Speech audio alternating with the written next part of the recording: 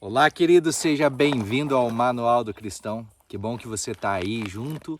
Nós podemos crescer na graça e no conhecimento do Senhor Jesus, compartilhando da palavra de Deus, esses princípios que, quando colocamos em prática, são infalíveis. Hoje eu quero compartilhar com você sobre um texto de Provérbios 14:12. Diz assim: há caminhos que aos olhos do homem parecem direito, mas ao final são caminhos de morte. Você sabe por onde você tem andado? Quais os caminhos você tem seguido? Esses caminhos estão te levando mais perto de Deus ou te afastando de Deus? Sabe, nós precisamos compreender o que a palavra de Deus diz. E eu aprendo muito com Adão e Eva, porque são os primeiros, que foram atacados ali pela serpente, e a forma ardilosa, a forma astuta que o diabo faz para não só seduzir Adão e Eva, como fez no Jardim do Éden, mas também para seduzir a nós. Ele é astuto, a palavra astúcia, ela é a habilidade de enganar, ele é ardil, ele arma cilada, ele tem má intenção. Efésios no capítulo 6, no verso 11, diz para nós nos revestirmos de todo o poder de Deus para estarmos firmes no dia que o diabo vir com as suas astutas ciladas. Nós vamos permanecer firmes, nós vamos permanecer inabaláveis.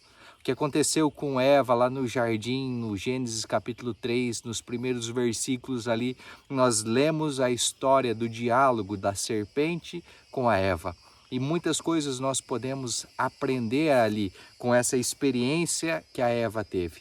Sabe o que Satanás faz? Ele trabalha com sofisma. O sofisma é uma habilidade de transformar algo ruim em algo bom.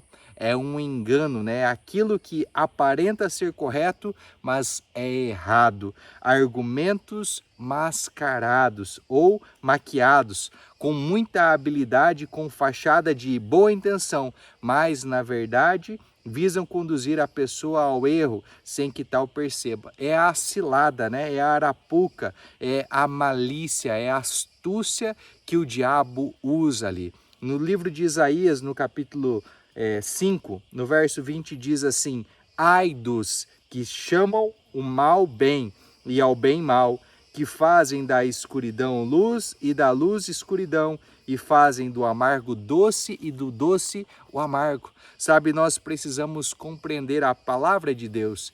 Tem muitas pessoas usadas pelo inimigo, inconscientemente, estão dizendo uma coisa da palavra de Deus que não é. Estão pegando textos isolados, textos fora do contexto geral da palavra e fazendo disso uma doutrina.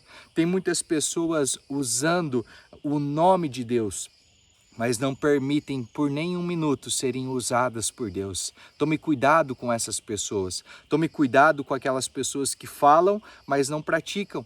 Elas usam Deus, mas não permitem ser usadas por Deus. Há uma linha muito fina, uma linha muito estreita entre eu ser usado por Deus e eu usar o nome de Deus. E eu vou conhecer isso pelos frutos dessa pessoa. A pessoa que você está seguindo, a pessoa que você está ouvindo, ela pratica aquilo que ela prega, ela pratica a palavra de Deus, ela vive os princípios da palavra de Deus, ou ela exige que você faça algo que ela não faz? Ela fala para você algo que vai contradizer a palavra de Deus. Sabe, nós precisamos viver a palavra de Deus, a prática da palavra de Deus. A serpente aqui, ela falou para Eva o que era errado, fazer com que Eva pensasse que era certo. Ela usou da palavra de Deus, ela distorceu a palavra de Deus de uma forma que para Eva parecia correto. Sabe o que ela mostrou? Eva, tá vendo essa cerca em volta do jardim? Eva, essa cerca aqui que Deus colocou com o objetivo de proteger a Eva e o Adão, sabe, de fazer com que eles pudessem desfrutar de algo maravilhoso, de um jardim maravilhoso. Sabe o que Satanás fez? Falou assim: ei, olha para trás daquela cerca. Olha para o outro lado. Do outro lado da cerca tem algo melhor, sabe? Deus está ocultando de você algo melhor, Deus está enganando, Deus não é alguém confiável. Não confie em Deus, porque Deus está escondendo algo de vocês. Sabe, aquilo que parecia para Eva agora algo certo, algo bom, era algo mal. O diabo estava distorcendo a palavra de Deus. E é isso que ele faz com as nossas vidas. Aquilo que Deus coloca para nos proteger, o diabo vem e fala assim: ei, você está preso dentro de uma cerca. Só que, na verdade, ele está com uma arapuca, com uma armadilha lá fora, para que você caia, né, que você coma dessa isca, que você pegue esse fruto, você coma esse fruto, e aí ele vai ter legalidade, aí ele vai poder agir aí na sua vida. Sabe, Deus, ele não quer que você dê legalidade, que você dê espaço para o diabo, mas ele quer que você viva uma vida em santidade com ele, uma vida de intimidade com ele. O inimigo, ele sabe aonde estão as nossas fraquezas. O inimigo sabe do que nós temos fome. E sabe o que o inimigo vai fazer? Ele vai oferecer. O diabo, ele fala que, as pessoas costumam falar que o diabo, ele é o tentador, né? E o tentador é como se fosse um garçom. Ele não tem poder de fazer nada, né? Porque todo o poder foi tirado por Jesus. Mas ele pode oferecer para nós um cardápio, porque a tentação está dentro de nós. A Bíblia fala que não veio tentação sobre nós, senão humana.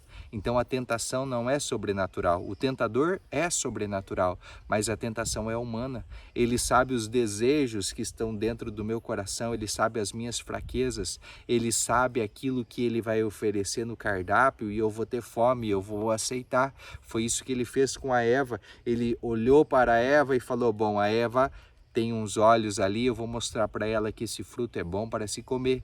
E aí ele foi trabalhando com os 5 sentidos da Eva. Talvez a Eva já passava pelaquela árvore e já sentia o cheiro daquele fruto. Aí ela olhava para aquele fruto, né? Os seus olhos ali estavam atentos e falavam assim: o que sabor será que tem esse fruto? Sabe, ela deu ouvidos ao diabo e ela começou a conversar com o diabo. Sabe, talvez tem pessoas que estão dando ouvido para o diabo. E o diabo não é um ser sobrenatural apenas, mas ele usa pessoas naturais para te fazer ouvir, para te enganar. Deus e o diabo, ele usam pessoas para transmitir a sua mensagem. Eu posso ser um agente de Deus ou um agente do diabo. E o diabo, com a sua astúcia, ele quer enganar usando pessoas. Então olhe para as pessoas, mas olhe para aquilo que elas estão produzindo. Qual é o fruto que essa árvore que você está seguindo está dando? Qual é a vontade que você tem? Você tem fome mais de Deus ou mais fome de saciar a sua carne? Aqui a Eva, ela foi enganada, ela viu que era agradável aos olhos e ela desejou tocar naquele alimento, naquele fruto. Ela viu que era desejável para dar entendimento e porque era desejável para dar entendimento, então ela comeu. Só que o entendimento que ela não sabia é que ela ia ficar fora da proteção de Deus. Talvez aquilo que você tem experimentado hoje, querido, tenha te afastado de Deus. Sabe, o que tem te impedido de viver a vida que Deus tem? O que tem te afastado de Deus? Quais são as coisas que o inimigo tem te oferecido e você tem pegado? Sabe, existem momentos na nossa vida que o inimigo ele vem e ele oferece exatamente aquilo que resolveria o nosso problema. Sabe, se você está passando por um problema financeiro, o diabo ele vai vir com uma solução financeira. Só que se eu não busco a direção de Deus para saber se aquela solução financeira vem de Deus, eu estou deixando que aquele canal que está vindo ali se torne o meu provedor, ao invés de Jesus, ao invés de Deus, Jeová Jireh, ser o meu provedor. Eu preciso confiar em Deus mesmo quando eu não estou entendendo, mesmo quando eu não estou vendo. Sabe, eu preciso compreender isso. O que aconteceu depois que a Eva permitiu ser levada ali pelos seus 5 sentidos, permitiu olhar, sentir o cheiro, ouvir, tocar, né, o tato, pegar e experimentar o paladar, comer o fruto, ela percebeu que aquilo que ela tinha feito era errado. Eles perceberam que eles estavam nus, eles perceberam que algo de errado tinha acontecido. E ao invés de eles esperarem e perguntarem a Deus, qual é a verdade sobre isso? Deus, olha, eu comi do fruto que eu não deveria comer, que o Senhor falou para eu não comer, e agora, Deus, o que nós fazemos? Sabe, querido, se você errou, não fuja de Deus, não se afaste dele. Deus tem a solução para tudo. Mesmo quando nós estamos errados, mesmo quando nós pecamos, Deus é a solução. Deus não quer que você fuja e se esconda dele, mas Deus quer que você corra para ele e fale: ei, Deus, eu comi do fruto, eu caí na tentação. Olha, eu vi que o fruto era bom para dar entendimento, eu vi que era agradável aos olhos e eu fui lá e comi desse fruto. Senhor, o que o Senhor quer que eu faça agora? Senhor, me perdoa. É isso que Deus quer que nós façamos. Não se esconda da presença de Deus, não fuja da presença de Deus. Por que você está se escondendo? Por que você está evitando falar com Deus? O que você fez que leva você a ter medo de Deus? Deus não é carrasco, Deus ele não veio aqui para te punir, mas Deus é um pai que ama o filho, disciplina e corrige o filho a quem ama, para que nós não perdamos a nossa eternidade, para que nós possamos viver a nossa eternidade com ele. Ele não quer perder você, querido, ele quer que você esteja juntinho dele. Por isso eu te peço, aquilo que está te afastando de Deus, fale para ele. Fale: Deus, isso tem me afastado do Senhor e eu quero viver uma vida de intimidade com o Senhor, eu quero viver uma vida de santidade com o Senhor. Deus não quer que você se afaste dele quando você peca. Deus quer que você corra para ele. Por isso que ele enviou Jesus. Ele enviou Jesus não para nós sermos reprovados, mas para que Jesus pudesse nos reconciliar com ele e quando passamos pela prova, possamos ser aprovados. Medite nessa palavra, querido. Leia lá Gênesis capítulo 3. Olhe as formas ardilosas que Satanás usou para convencer Eva que aquilo que o protegia, aquilo que protegia eles era uma cerca e, na verdade, estava impedindo eles de ver algo novo. Talvez o inimigo tenha usado dessa artimanha, dessa astúcia para te enganar, tem colocado aquilo que parece bem. Olhe para o caminho que você tem andado, talvez aos seus olhos é um caminho bom, mas há caminhos que ao final são caminhos de morte. O único caminho é Jesus Cristo. Jesus é o caminho que vai nos levar ao Pai, que vai nos levar a ter salvação, que vai nos levar à eternidade, a fazer parte da família de Deus. Ele é o único mediador entre nós e Deus. Por isso, entregue a sua vida a Ele, viva a palavra dEle, pratique a sua palavra e desfrute de um plano perfeito que Deus tem para você, de um jardim de delícias que Deus tem para você. Tenha um dia abençoado, em nome de Jesus.